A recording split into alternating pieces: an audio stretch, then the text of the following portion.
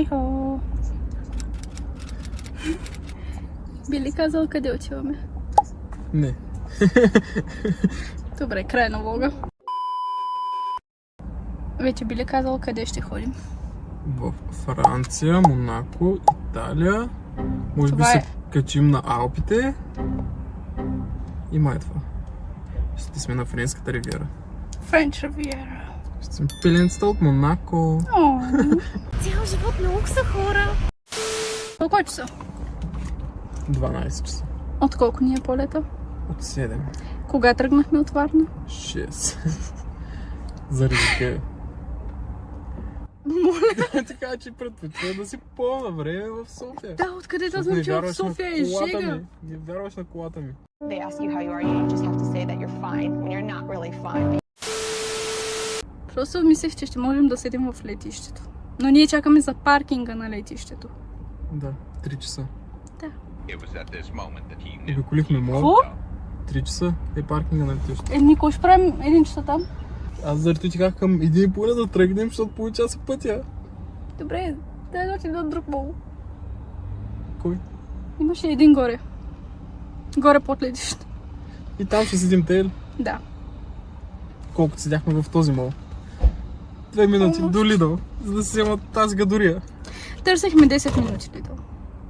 И седяхме 2 минути вътре. И не можахме да излезем. Защо се облекохме с зимни дрехи?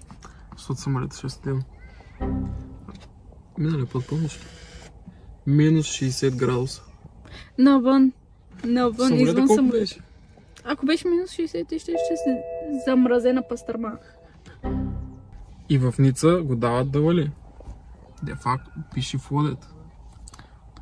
Много се страхуваме как ще кацнем. Ние кацаме в 9, ако кацаме. Ако има полет. Кацаме в 9 вечерта. Единственото, което ще направим е да се приберем и да спим. Да, ама ако примерно не може да се оправим с трамвая или трябва да чакаме 30-40 минути навънка на студа, на Нали дъжда, такси? таксито. Точно за това си облечен на дебело и с зимното яки. За да не се разболееш. Колко мило. Вече минахме през охраната и сега седим и чакаме. Много ми се спи, а времето просто не минава, хора. И също така забравяхме да кажем, че от София до Ница билетите за двама само с раница струваха около 500 лева, но имайте предвид, че ние ги купихме последния момент.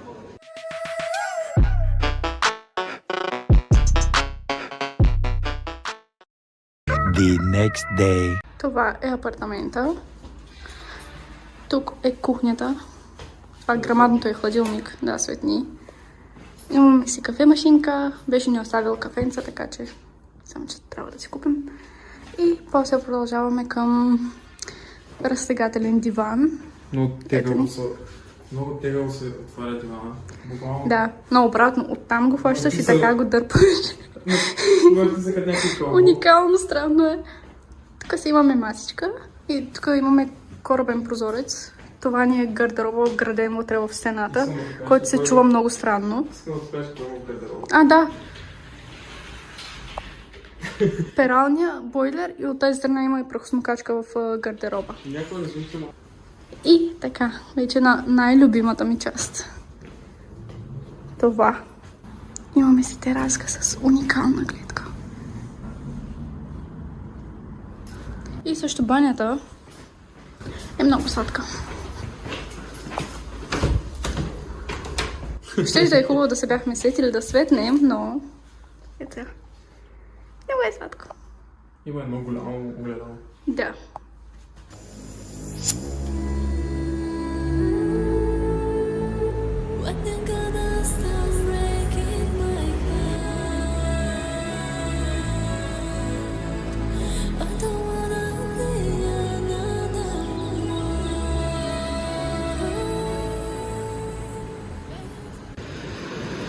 На плажа сме, но не е точно.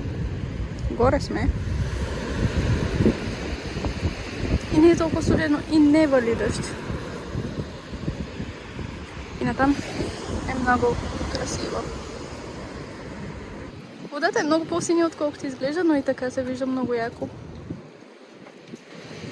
Сега сме се запътили на там. Оттам би трябвало да се вижда цялата ивица. Да. Ще изглежда много И също, ето, тук не се вижда. Там някъде има водопад. Да, ето. Обаче пътя до там е бая тегъл. Дали се Дори не знам как се Ама- стига там. Няма да е днес. И там Ако горе се качим, обаче... ще видите. Вижте Там колко горе е. се вижда обаче целият град. Ама целият град. Което е много готино. Тоест цялото това. Отгоре. Цялата ивица е усипана с палми. Много е. Растат някакви неща, които нямам идея какво са. Хора, вижте плажа. И слушайте само.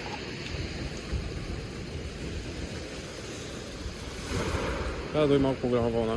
Да. За да се чуе, ама се чува много яко. Може би е Така. сега. Може би е сега.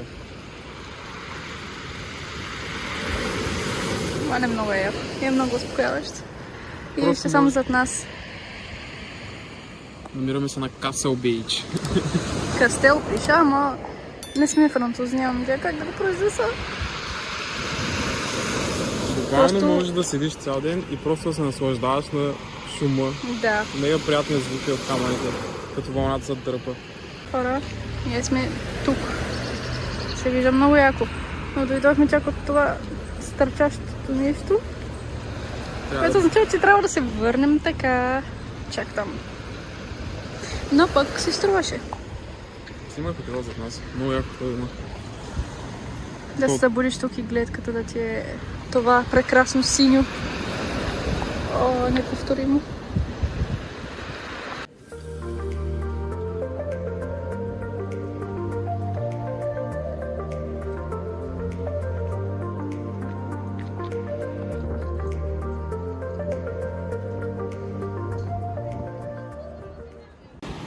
Даже има хора, които плуват. Не знам дали сделал на този там хич не му изглежда сделал. Според мен е доста студено. Ама даже има и хора, които плуват. Сега след малко ще снимаме малко и от центъра. Или поне от там, където имахме. Изглеждаше много яко, имаше мега готините заведения. Вижте какви сладки къщички има тук баш. Слизаш леко надолу, за да се влезеш в къщичката. Повечето са къщички. Там е някой, който е преобразувано в заведение. Магазинчета, да, много е готино. Обаче се напълни с бая хора. Допреди малко нямаше никой, ние към 9 са дойдохме. Вече стана 10-10:30 и бая хора излезнаха. Това е пътя на връщане от плажа. Ние по същия път дойдохме. Нарисувано по сграда, моля ви. Да, това всичко е нарисувано. Мега готиното е направено. Да не е просто една празна стена. Фасада. И са нарисували. Не ви ли напомня на Нью Орлеанс? Много е яко. На нея може би заради това и харесва. Защото тя е голям фен на Нью Орлеанс. И то баш заради тия прозорчета. Ето го и центъра. Или поне това, което ние мислим, че е. Да, ние мислим, че това е център. Мега якото е като голямо кръгло с готинките сгради. Статуята. И то е буквално един голям площад. Ето вижте какво минава. Опа! За една секунда се обърнах и то светна зелено. Ще скрадите.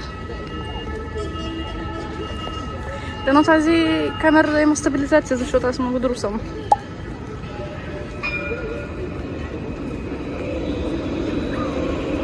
Или много яко. Много сладко розово заведение сме. Поръчахме си някакви гофрети. И това е чанта за гофретите. Няма много сладки колички, вижте.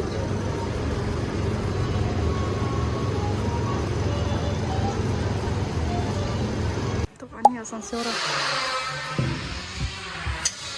Хора, това е. Пише, че е за 4 човека. Вчера нея я беше хванал супер много страх. О, фак. С ситуация, която се случи и трябваше, беше фанал тем повече страх да се качи в асансьора, защото беше прекалено тесно и трябваше пеша да се качваме до 5 етаж. Това е пространството, виждате ли? За 4 човека. Снимай. Чакай, 4 чакай. човека. Млъкни само да чуят как спират, защото То не се тежка чува. ситуация. То просто те тресе. Готови ли сте да видите какво ще ядем? Бум! Те виждат и оттам. Има две камери. Пусна ли го? Да, има две камери. Нищо, ще сложа това. Та, първо да обясним какво се случи с нощи, като дойдохме. Се случиха много неща. Първо, че едва успяхме да намерим къде е апартамента и второ, вечерта към 10 дойдохме. Ето там долу е входа ни и има... Трябва да започнем от летището. Нищо, остави сега, то не е важно. Как да е важно? Не е важно.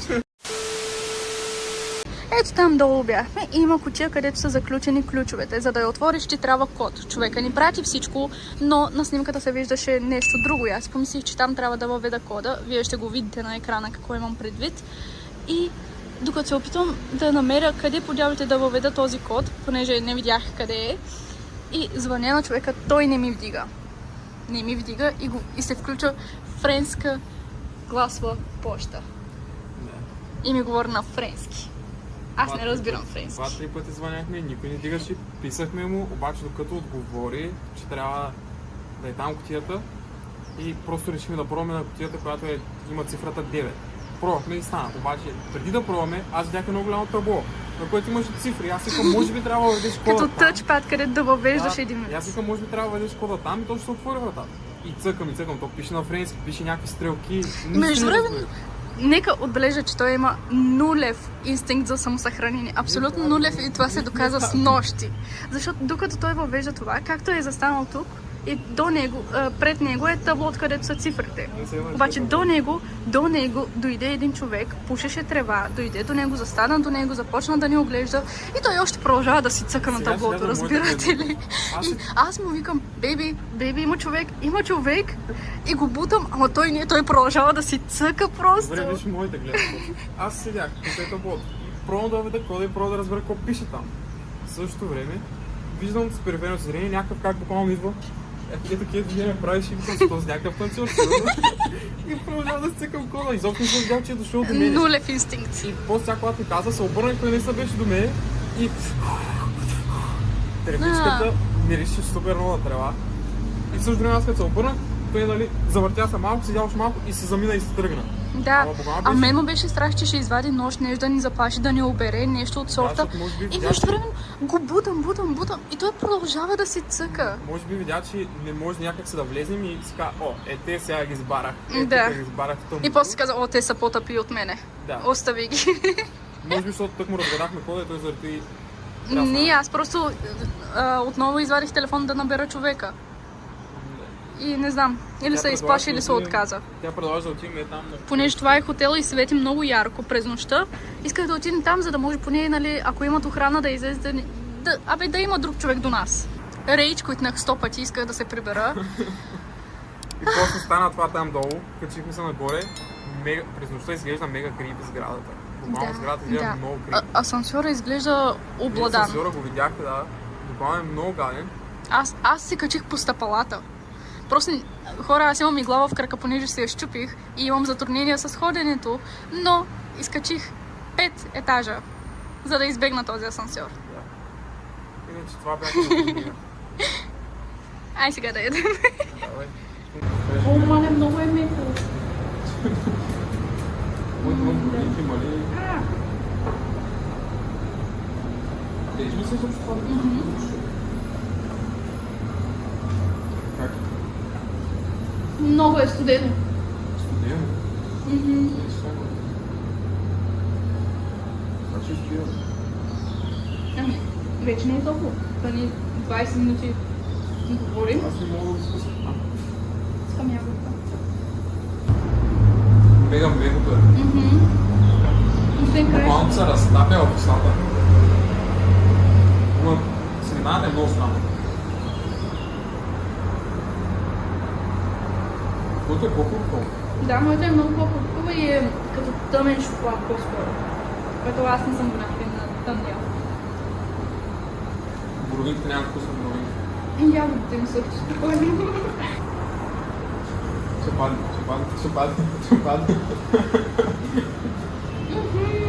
Много по-меко е. Скажа, че е много по-меко. Което е много по-яко и сладко. Надявам се да се види цената.